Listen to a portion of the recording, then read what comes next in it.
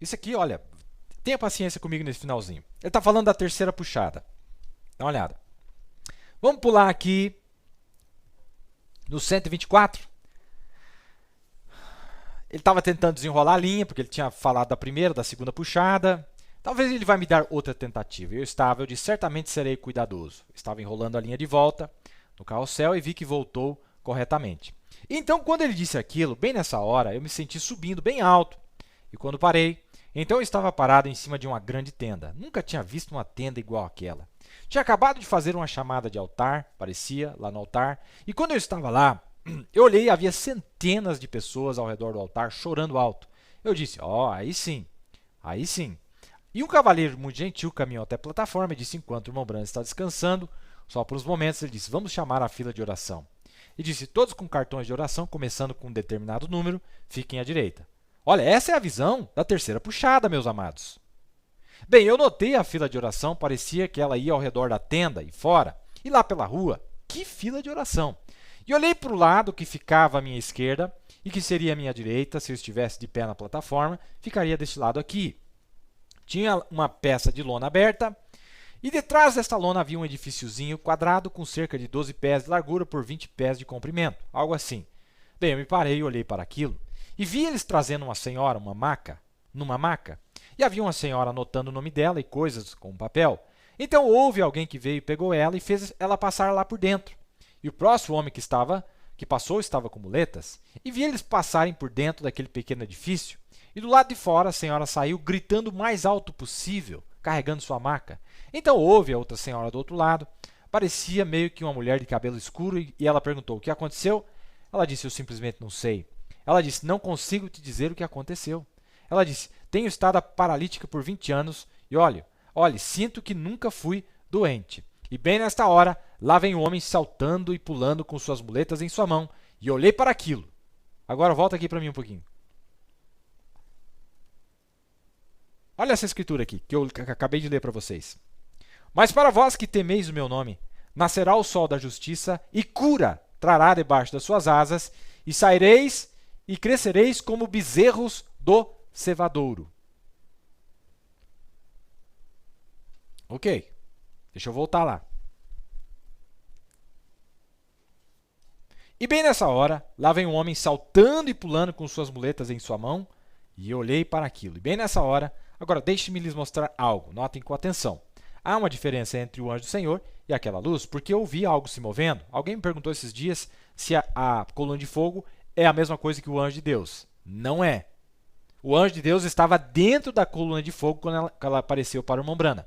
Porque eu ouvi algo se movendo, como ela faz quando ela vem aqui na plataforma à noite, meio que... E como que um fogo dando chibatadas, uma chama que lambe. E ela me deixou, passou por cima daquela audiência, foi e parou em cima daquele pequeno edifício, então se repousou em cima dele. Então, quando ela fez assim, esse que estava ao meu lado, detrás de mim, a mesma voz, a voz do anjo, disse que encontrarei lá. E esta é a terceira puxada, mas ninguém vai ficar sabendo a respeito dela.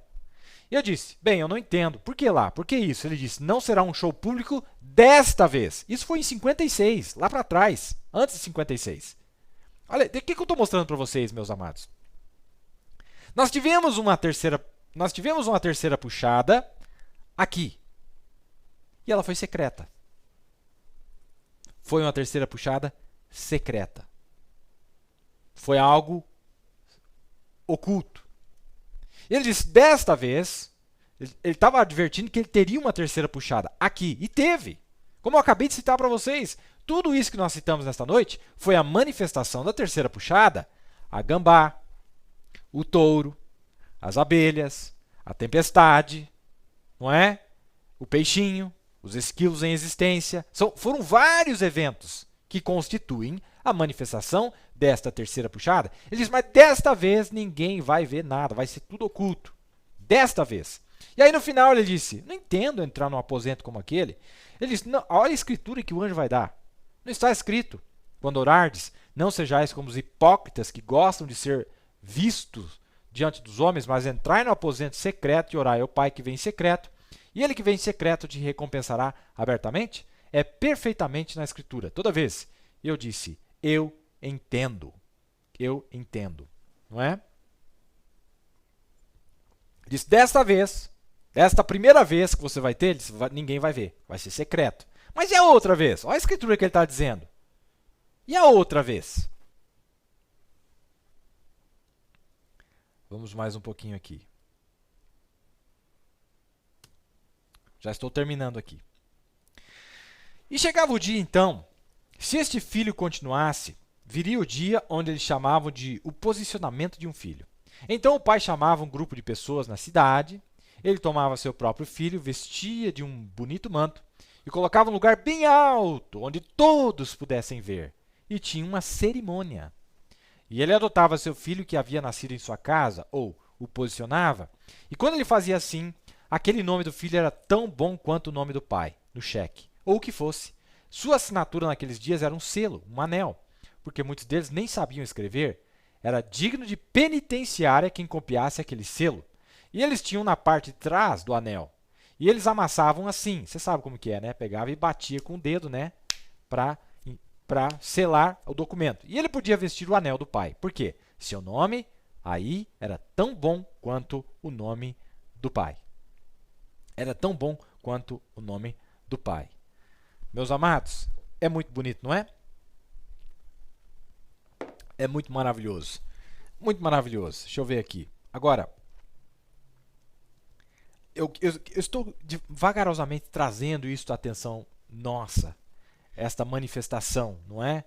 E como que Deus fará estas coisas. E eu tentei mostrar aqui para vocês como que o profeta, a mente do profeta, ele fala ali na mensagem A Brecha, ele começa a falar da purificação da terra, como ele vai destruir aqueles que destroem a terra. Imediatamente ele entra na história de Jerônimo, um nativo.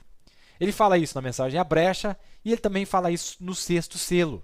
Ele menciona Jerônimo nessas duas mensagens, quando ele está falando da adoção e quando ele está falando da limpeza da terra. Olha, tanto poderia ser dito, mas vamos lentamente aqui e eu vou ler mais uma citação e nós vamos encerrar. Agora, as folhas serão para a cura das nações, isto é, os reis que vivem lá, trazendo a honra, quando eles trouxerem as honras e as colocarem perante o trono de Deus, assim como lá de fora, assim como as 11 tribos, cada uma delas trazendo a 10ª parte para Levi. Quando eles traziam as honrarias, quando eles trouxerem as honrarias da bem-aventurada terra, e nisso eles apanharão da árvore da vida, arrancarão uma folha, a folha da árvore da vida, e eles sairão juntos. Já não há guerra, tudo já está em paz. As folhas são um memorial para as curas das nações, ou da nação. A mesma árvore, não como Adão. Havia uma árvore da vida no jardim do Éden, da qual ele comeria se não tivesse caído. Aquela árvore da vida o fazia lembrar o tempo todo que sua juventude permanecia. Do mesmo modo como as nações, as folhas serão para a cura das nações. Notem, não para a doença agora, porque você teria os mesmos direitos que Adão teve. Olha como o profeta esconde, irmão. Mas se eu perguntasse para o profeta, eu falei, irmão Brano, eu sei que eu tenho os mesmos direitos de Adão, mas e os de fora? Eu sei, eu entendi que eu não preciso. Nós estaremos completamente curados. Um corpo glorificado significa um corpo completamente curado. Mas e os de fora? Como que a pomba com a folhinha, cada rei pegando uma folha, etc. E ele esconde muito dessas coisas nestas mensagens. Meus amados ouvintes, nosso tempo acabou. Espero que vocês tenham gostado. Espero que esteja elucidando cada vez mais. Voltaremos a falar sobre isso, se Deus assim o permitir. Que o Espírito Santo possa abrir nosso entendimento, mostrar para nós esses grandes quadros. Nós vimos... Olha, eu estou devendo uma citação para vocês. Não posso terminar sem ler essa. Ai, meu Deus, olha aqui, ó. Eu falei da tenda, né? Eu falei da tenda. E ele viu que ele estava orando por doentes. Ele disse, ó, desta vez, e aconteceu desse lado, a terceira puxada foi manifestada. E aí ele viu uma tenda gigante e as pessoas passando por lá e essas coisas acontecendo. E ele cita isso, e eu usei no programa passado. E eu vou perguntar para vocês. Agora, este grande dom, a outros tenho tentado explicar e dizer como que se faz. Isso não pode ser explicado. Apenas espere, não estará em operação tão perfeitamente agora. Espere até aquele conselho de igrejas trazer a perseguição. É aí que vai acontecer. É por esta razão que eu retorno entre vós, quem que é esse vós aí, será, irmão, que ele está falando? É por esta razão que eu retorno entre vós para orar pelos doentes. Ah, mas doente, Mombrana? Mas o irmão disse que lá nós não vamos precisar, porque nós vamos... E realmente, nós não vamos precisar de cura. Mas quem que é esse vós aí, será? Quem que será que é esse vós aí que ele vai precisar orar por eles? Não adianta, irmão. Não adianta. Tá escrito aqui, ó, no 138. De tudo que ele já me disse na minha vida, só tem uma coisa que eu sei que não aconteceu ainda. Aquele meio que um tipo de edifício ou uma tenda, onde haverá um pequeno edifício, posto onde eu teria que entrar e orar pelos doentes. Isso não aconteceu ainda até onde eu saiba. É a única coisa que eu sei. 20 de janeiro de 64. E veja que lá na explicação do anjo era a terceira puxada. Orar por doente na terceira puxada, o profeta dizendo, eu orarei. Aí nós vimos uma dose, ele orando pela gambá, nós vimos orando por sua esposa, o tumor, nós vimos. Vamos deixar por aqui, não é? Meus amados, que Deus abençoe vocês. Obrigado por vossa audiência, não é? Conte para todos. Anuncie e berre este evangelho para todos que você puder. Se você